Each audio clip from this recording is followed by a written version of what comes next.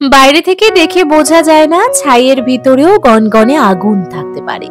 শুধু উস্কে দিতে হয়, তারপর সে দাউ দাউ করে জ্বলে ওঠে। কে বলেছে আপনি পারবেন না? কে বলেছে আপনার দ্বারা হবে না?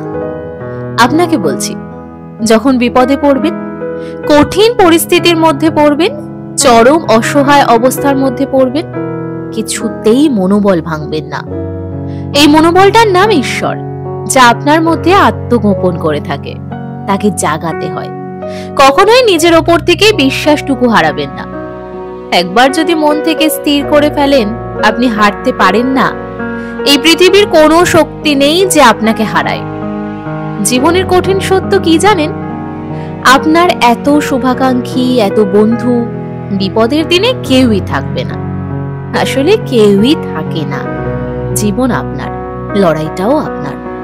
সবার আগে নিজেকেই নিজের বন্ধু হয়ে উঠতে হয়, তবেই আপনি জিতবেন। আসলে আপনার চলার পথে আপনিই আপনার ঈশ্বর, বিপদে আপনিই আপনার রক্ষাকর্তা, অসহায় অবস্থায় আপনিই আপনার সহায়। এক কথায়, আপনিই আপনার সব থেকে বড় বিশ্বস্ত বন্ধু।